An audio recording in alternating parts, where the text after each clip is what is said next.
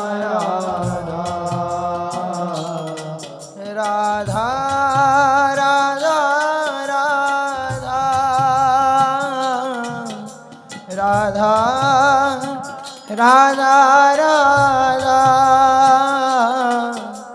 राधा राधा राधा राधा राधा राधा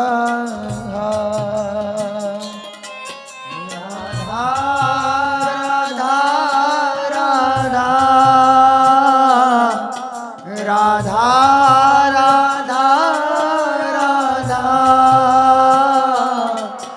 राधा राधा राधा राधा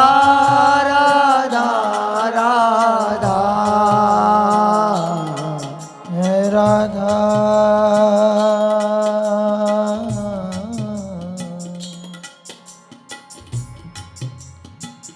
राधा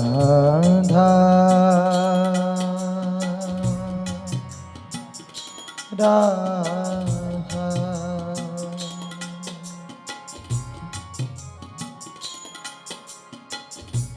इतना तो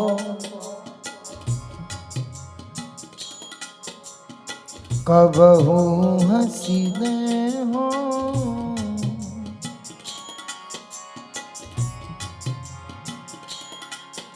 इतना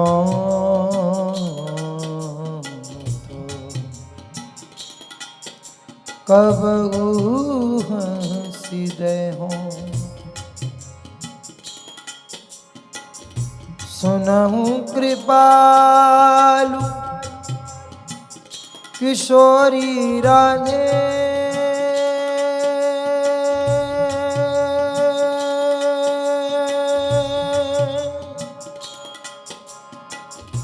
सुनहु कृपालु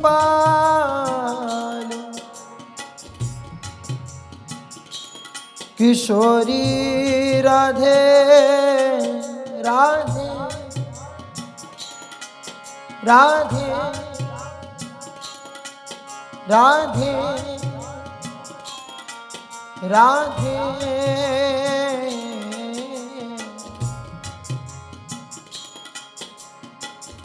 सुनहु कृपाल किशोरी राधे अवसी कृपा की कोल चिते हो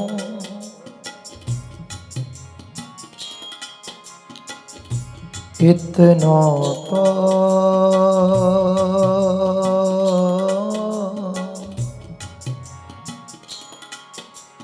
कबहू हंसी दे हो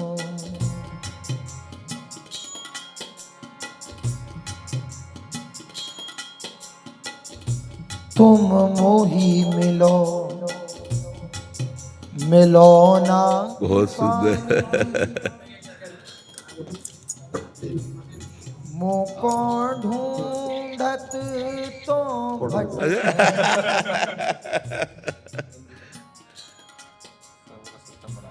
तुम मेरी सुनो सुनो ना किशोरी हाँ मोको तो नित दीन रटे हो हाँ तुम मेरी बात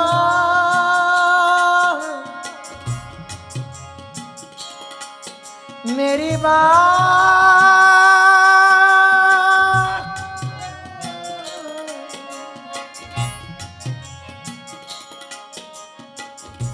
तुम मेरी बात